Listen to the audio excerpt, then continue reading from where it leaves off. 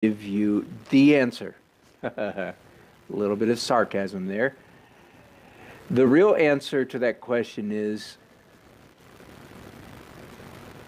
which skin are you talking about? I'm not talking here about races, like different colors of human races. Not at all. I'm talking about on one person. And I'm not even talking about which part of their skin. I'm not, anyway. So the answer, skin is a mystery to beginners, often because they think there's a magic color. There is no magic color. The answer to the question, what color is skin? The answer is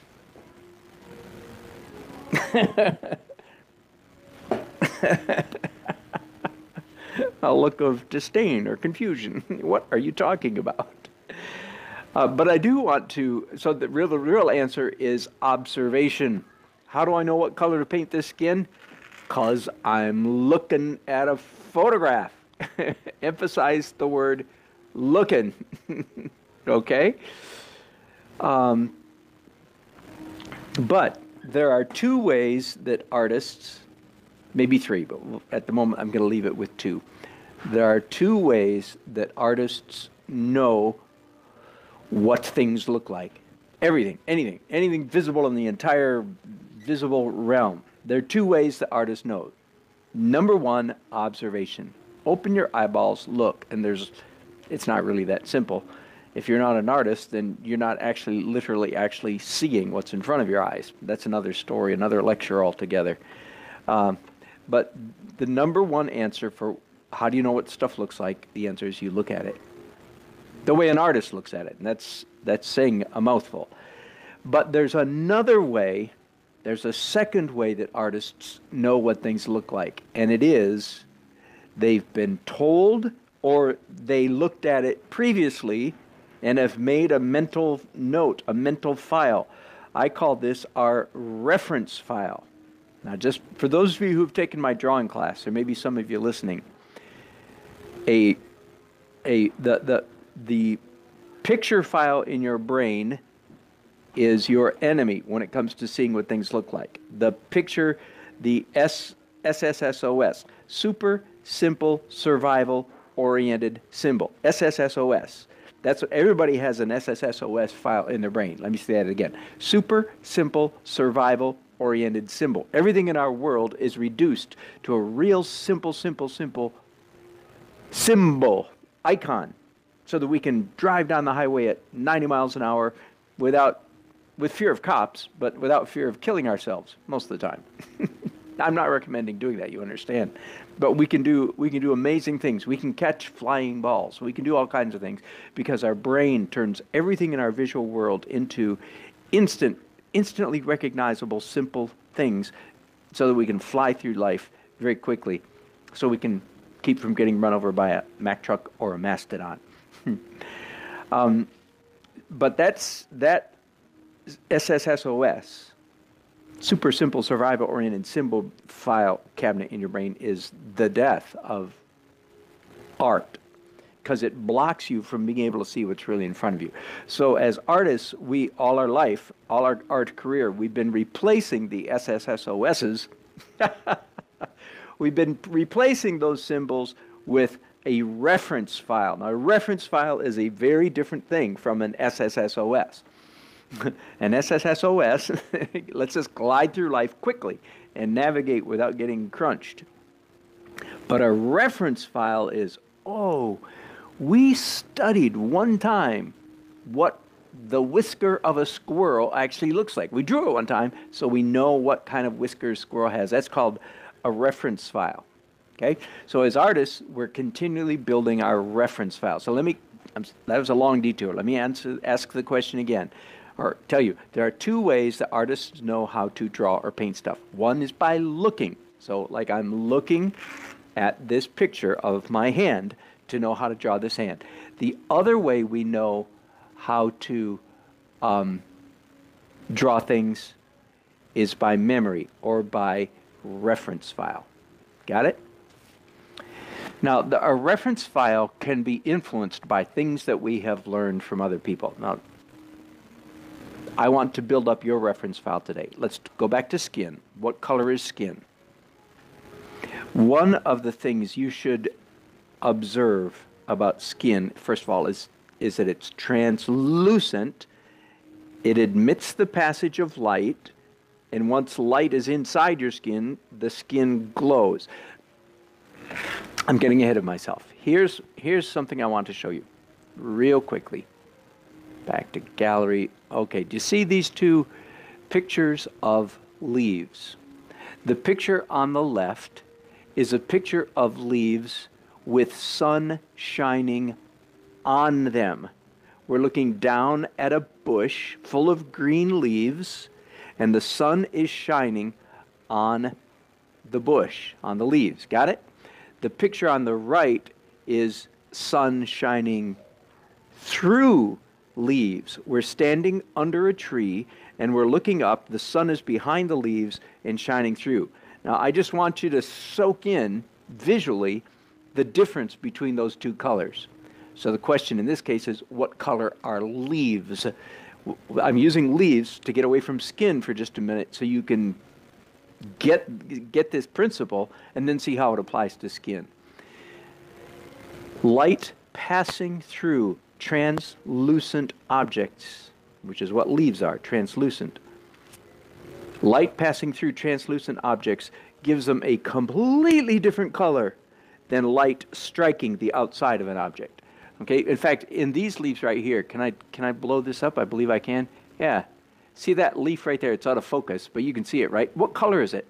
My goodness, it's almost a turquoise blue. It's got some phthalo in it, got a little bit of violet in it that is purple in it, and yet it's a green leaf, ostensibly. You know, that roses are red, violets are blue. In local color, it's a green leaf, but it's a bluish green. On the other hand, look at the color of, and it's not because it's a different color leaf necessarily. These leaves, if they had sun, if we held them over our head and let the sun shine through it, they would be very close to this color right here. So the question is, what color are leaves? Depends on what this is, the sun shining on it or through it. Now, so much for leaves, let's talk about skin here. And here I've got another, here we go, right here. Okay, I want you to look at these two photographs.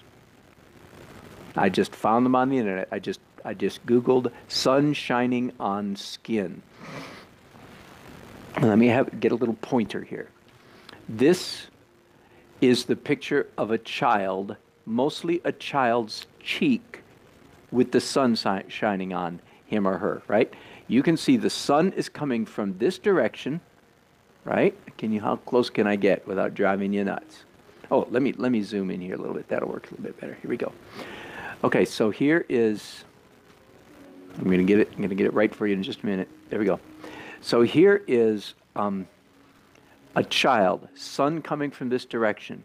So the part of the child's skin that is receiving direct sunlight has a certain color, and then of course you all understand that the opposite side of the cheek is in shadow, so it has a dark brown color. Very pale tan color over here and very dark brown over here. But I want you to notice, I wish I had something I could draw with. I don't know if can I draw on this area right here? No, never mind, I can't draw. Oh, there's the child, by the way. Okay, let me just draw this crescent shape right here is very reddish. Do you see that? I want you to understand. Now think about the leaves again I showed you just a few minutes ago. Why is this crescent-shaped red? The answer is because sun is entering this child's facial tissue, skin. The sun is literally going in to the child's face, and once it's inside the child's skin and muscle tissue, the light diffuses and glows pinkish red because of the blood in the child's skin. Does that make sense? So whenever you see skin in light, it's always got at least three colors. The external bounce color, the external shadow color and the internal glow, which is always on the boundary between external color and external shadow. Okay, now let's look at this woman's face. In fact, I'll just go right over here and blow that up a little bit. I want you to look at the bridge of her nose. Here we have light coming from this way, sun hitting the outside of her skin, so it's very, very, very light. And then shadow of her nose over here, so it's very, very, very dark. And look at right in between those two is a strip of reddish, pinkish, and even on this side, yellowish, but you get the point. You see that red strip? Why is that strip red? I hope you're getting this. Why is it red? Because the sun is entering the woman's nose. Get it? Entering the skin, the cartilage, and so forth. And once the sunlight is inside the tissue of her nose, it glows like Rudolph. It glows like a light bulb. It diffuses. It actually is glowing pink. Now, on this side, the pink is covered up by the intense white light of the sun. On this side, the pink is there, but it's overruled by the shadow. But right on the margin, there's a pink boundary. Let's look elsewhere on her skin. Oh, look, cheek. Same thing. Are you seeing this? Do you see this? Outside sun, outside shadow, and this pink shadow, this pink crescent shape, curve, almost a straight line, slightly curved shape right there. Why is that pink?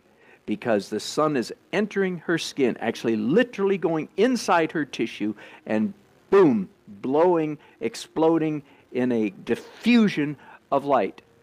Same thing here, same thing here, same thing here, same thing here, same thing here, same thing. Look at the base of her nose. Why is this glowing pinkish color right here? Because sun is inside her tissue.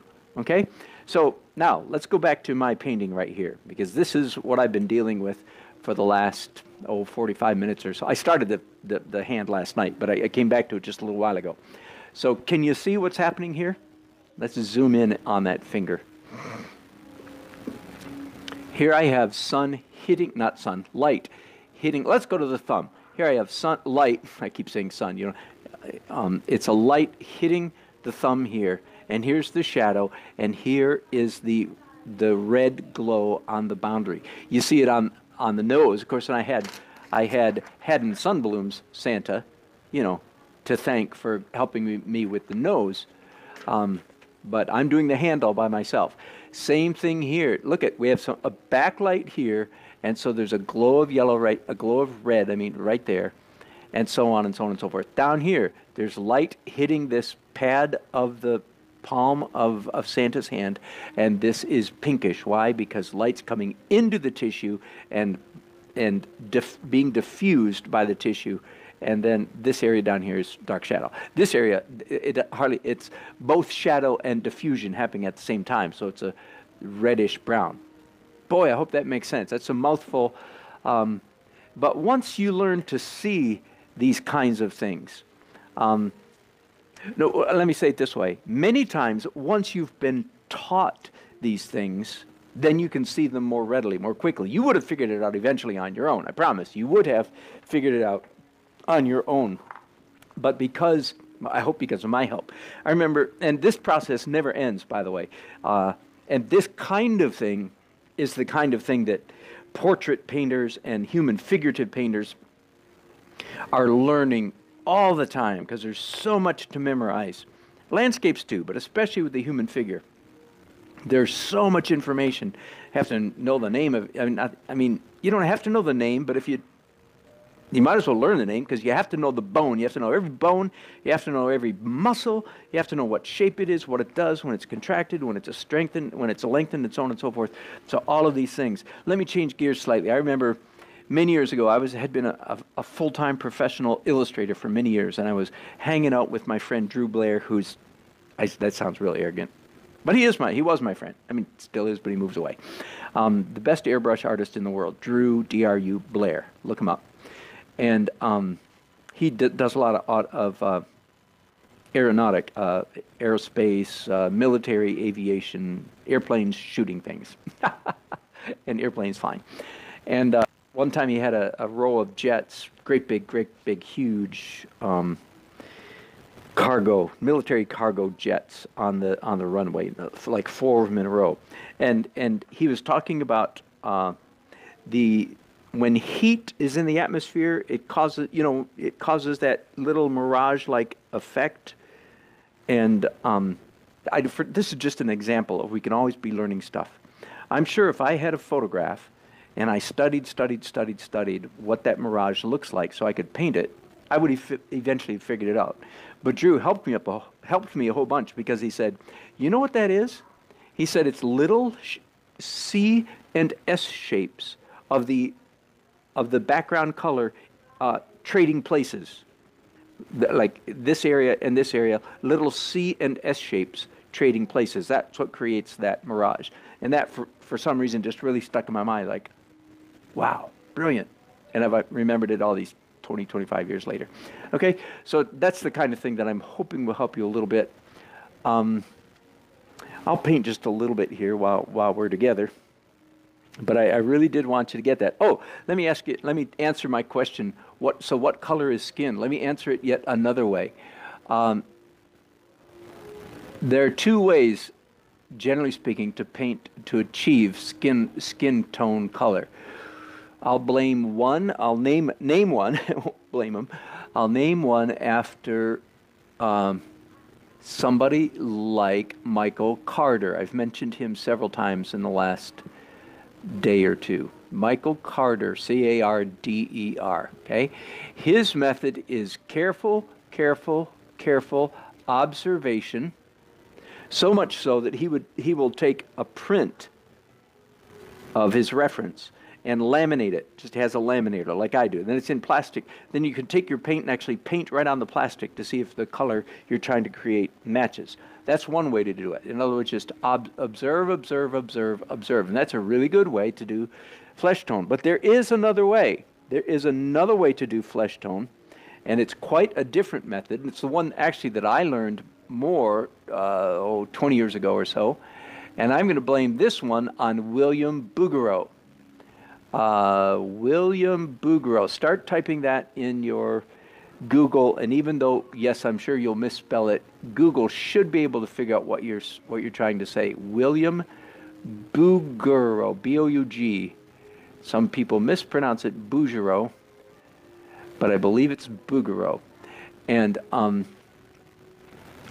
his technique for achieving realistic flesh tones is quite different from Michael Carter.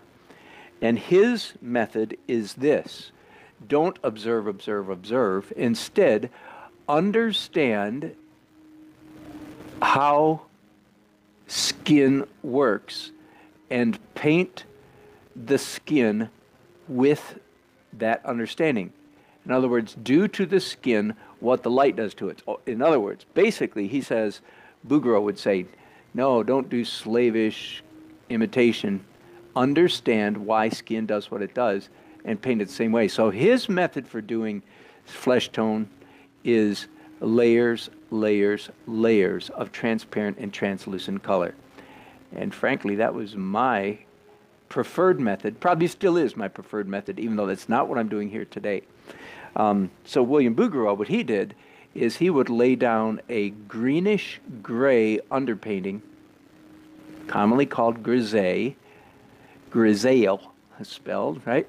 He would lay down grisaille underpainting, a greenish gray, and then after it dried, would lay carefully layers and layers of skin tone, flesh tone on top of that, ending with the lightest lights. In other words, he was sort of imitating what skin actually does. So that's just another way of doing it. And I very much like the imitate the process kind. For many years I said, no, the best way to do skin tone is to paint layers of transparent and translucent color. And I still like that method, although I've softened a little bit on it, and I've gone a little bit in recent years, I guess, to more of opaque method, which is what I'm doing right here. Okay, that's enough. I'm going to let you guys go. I hope to be back later today, but we'll see. I hope to be done with this Santa really soon because it's almost getting, I've spent enough time on it. Okay, thanks for watching. I hope to be back later. Bye-bye.